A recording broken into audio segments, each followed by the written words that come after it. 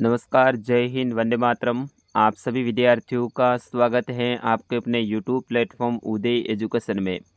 विद्यार्थियों, आज के इस वीडियो में लेके आया हूँ वार्षिक परीक्षा की दृष्टि से इम्पोर्टेंट कक्षा 7वीं का हिंदी विषय का पेपर, जिसकी मांग आप सभी विद्यार्थी कर रहे थे और बिल्कुल आपके आने वाले वार्षिक परीक्षा की दृष्टि से हिंदी विषय का वेरी मोस्ट इम्पोर्टेंट ये प्रश्न पत्र रहने वाला है।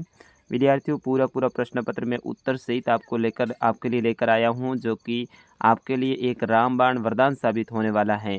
तो विद्यार्थियों, इस प्रश्न पत्र को अंत तक देखें, इसे ज़्यादा से ज़्यादा शेयर करें और लाइक करें।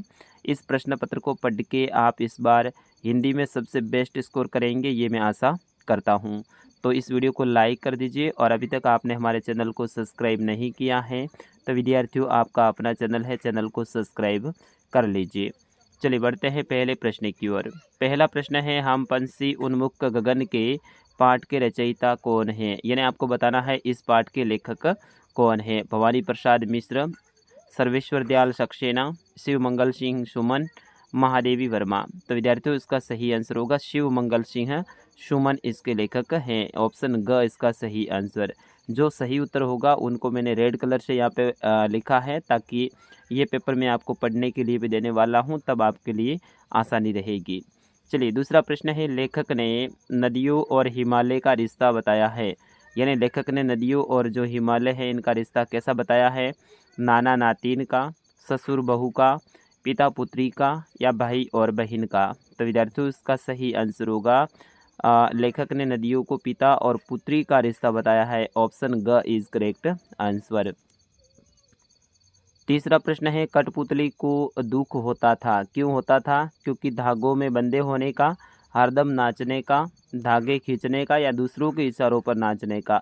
तो जो कठपुतली हैं उनको दुख है वो इसी बात का होता था, क्योंकि उनको दूसरों के इशारों पर नाचना पड़ता था। तो ऑप्शन ख इसका सही आंसर रहेगा। विद्यार्थियों, इसी टाइप के प्रश्न आपके एग्जाम में आने वाले हैं और आगे वीडियो में महत्वपूर्ण प्रश्न रहेंगे। चौथा प्रश्न है, सींकों को उठाकर सज्जों पर नीचे की ओर झांकने लगती हैं। कौन झांकने लगती हैं वो आपको बताना है। बच्चे, बूढ़ी औरतें, घर की बहुएं या युवतियाँ। तो विद्यार्थियों, इसका सही आंसर होगा युवतियाँ, यानी ऑप्शन ख इज करेक्ट आंसर। यानी सींकों को उठाकर सज्जों से नीचे की ओर झांकने लगती हैं वो कौन? युवतियाँ। पांचवा प्रश्न है, गल्ले सा शब्द का अर्थ है। गल्ले सा का मतलब क्या होता है? भीड़ सा, गोलक सा, इनमें से कोई नहीं।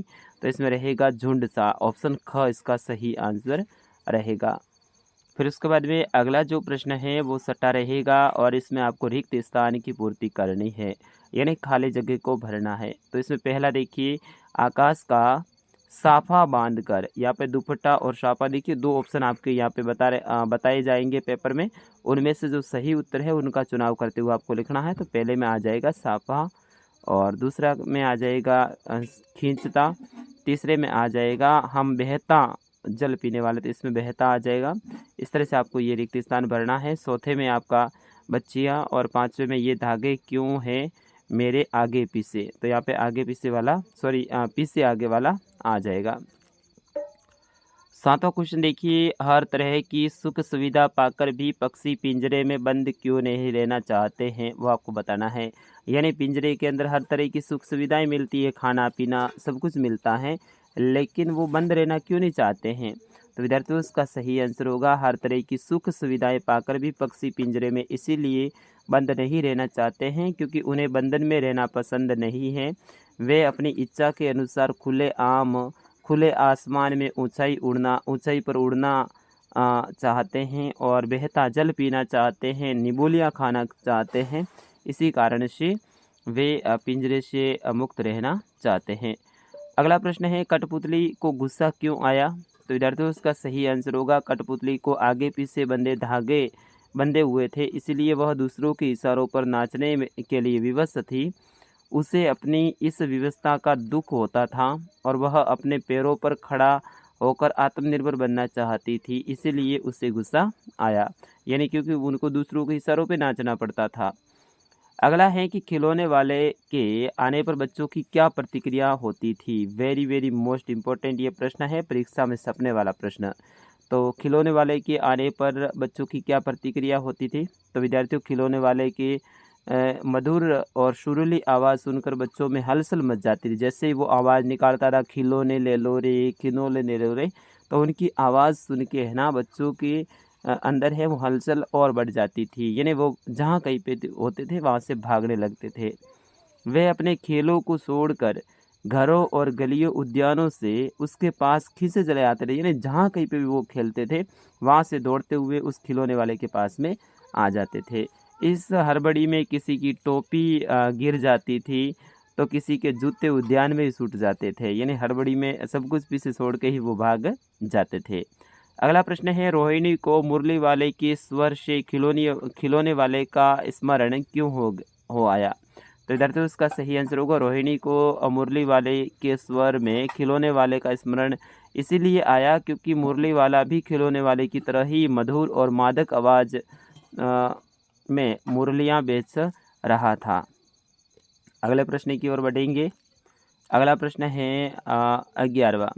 लेटर बॉक्स को सभी लाल ताऊ कहकर क्यों पुकारते थे? तो विद्यार्थियों इसका सही आंसर होगा, लेटर बॉक्स को सभी लाल ताऊ कहकर इसलिए पुकारते थे क्योंकि वह पूरा का पूरा लाल रंग में रंगा हुआ था और साथ ही वह चोरी चोरी सबकी चिट्ठियाँ पढ़कर समाज के लिए चिंतित भी था।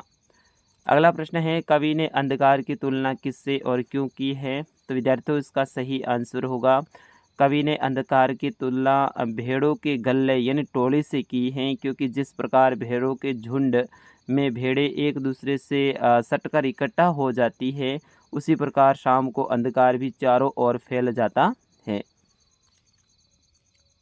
13वां प्रश्न है, अपनी माँ से झूठ बोलते समय तो चांद की नज़रें नीचे क्यों थी? तो विद्यार्थियों इसका सही आंसर होगा, अपनी माँ से झूठ कहा कि वह याचुकी चांद से मिलने उनके घर डेनेंड चोपू जा रही हैं। तो चांद में आत्मविश्वास पहले जैसा नहीं था, इसी कारण वह अपनी माँ से नज़रें मिलाकर बात नहीं कर पा रही थी, उसकी नज़रें नीची थी। अगला प्रश्न है, रहीम ने क्यार के बादलों की तुलना किससे और की है और क्यों की है? तो विद्यार्थियों इसका सही आंसर होगा, रहीम ने क्यार के बादलों की तुलना उन लोगों से की है जो पहले अमीर थे लेकिन अब वे गरीब हो चुके हैं। जैसे क्वार माह के बादल केवल गरजते हैं पर बरसते नहीं हैं, ठीक है उसी प्रकार अमीरी से निर्धन हुए व्यक्ति केवल दिखावे के रूप में अमीरी की बात करते हैं जबकि वे भीतर से खोखले होते हैं।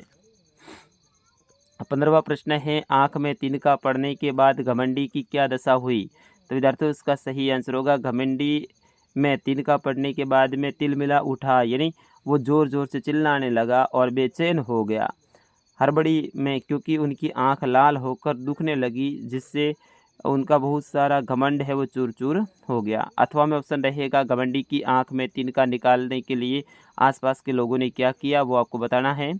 16वां प्रश्न है, खान पान की बदलती तस्वीर पाठ से क्या संदेश मिलता है, वो आपको बताना है। ये प्रश्न बहुत इंपॉर्टेंट रहेगा विद्यार्थियों, इसको आप पढ़ सकते हैं। 17वां प्रश्न वेरी वेरी मोस्ट इम्पोर्टेंट है, लेखिका को नीलकंठ की कौन कौन सी चेष्टाएं बहुत भाती थी? ये प्रश्न आपके पक्का आएगा, तो इसमें सही आंसर होगा उसका ऊंची गर्दन करके देखना, विशेष भंगिमा के साथ गर्दन नीची करके दाना चुगना, हथेली पर रखे हुए भुने चने कोमलता से धीरे धीरे उठाकर खाना और गर्दन को टेढ़ी करके शब्द सुनना, ये सब कुछ उनकी आदत थी।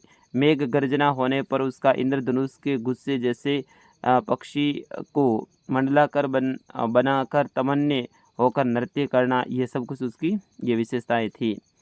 अगला है, नीचे दी गई पंक्ति का आशय स्पष्ट करना है। माखन रोटी हाथ में लेनी गौवन के रखवारे, तो इसका अर्थ आपको बताना है।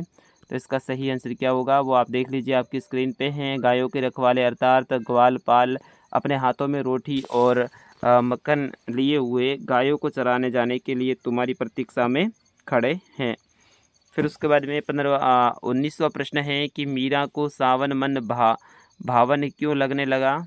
तो इसका उत्तर आपके सामने है, आप देख सकते हैं। 20वां प्रश्न है, निम्नलिखित पठित गद्यांश को ध्यानपूर्वक पढ़कर प्रश्नों के उत्तर देने हैं, आराम से आप देख सकते हैं। 21वां प्रश्न है, वीर कंवर सिंह के व्यक्तित्व की कौन कौन सी विशेषताओं ने आपको प्रभावित किया, वो आपको लिखना है। 22वां प्रश्न है, ध्यानचंद को हॉकी का जादूगर क्यों कहा जाता है, वो आपको लिखना है। 23वां प्रश्न है, अपने प्रधानाध्यापक को अशुल्क मुक्ति हेतु प्रार्थना पत्र लिखना है। ये नहीं आता है तो अपने विद्यालय के प्रधानाध्यापक को 2 दिन के अवकाश के लिए प्रार्थना पत्र लिखना। एक तो टीसी के लिए, सॉरी फीस कम करने के लिए, टीसी के लिए, और 2 दिन के अवकाश के लिए। 3 एप्लीकेशन आप याद कर लो विद्यार्थियों, आपका बेड़ा पार है। कम से कम आपको 5 नंबर यहाँ से फिक्स हो जाएंगे, इन तीनों में से ही एक आएगी। और अंतिम प्रश्न है, निम्न में से किसी एक विषय के ऊपर आपको 200 शब्दों में निबंध लिखना है। मेरा प्रिय खेल, रंगों का त्यौहार होली, मेरे प्रिय शिक्षक, स्वच्छ भारत अभियान। तो विद्यार्थियों इन चारों में से आपको कोई एक निबंध लिखना है। तो इस तरह से आपका पेपर आने वाला है विद्यार्थियों। इस पेपर को आपको डाउनलोड करना है तो आप हमारी वेबसाइट पे जा सकते हैं। गूगल में जाके आपको सर्च करना है उदय स्टडी डॉट यानी छोटा सा बिंदी IN यानी इन, उदय स्टडी .in आप सर्च करोगे, वहाँ पे हमारी वेबसाइट आ जाएगी। पहले या दूसरे नंबर पे आ जाएगी कोई ना कोई पोस्ट। आपको ध्यान रखना है, वेबसाइटें खूब सारी आएगी, उसमें उदय स्टडी .in जो आए उसी के ऊपर आपको क्लिक करना है। बाकी उदय स्टडी नाम से और भी वेबसाइटें खूब सारी हैं दूसरे लोगों की, उनके ऊपर आपको क्लिक नहीं करना है। तो विद्यार्थियों फिलहाल इस वीडियो में इतना ही, मिलते हैं अगले वीडियो में। तब तक के लिए नमस्कार, जय हिंद, वंदे मातरम।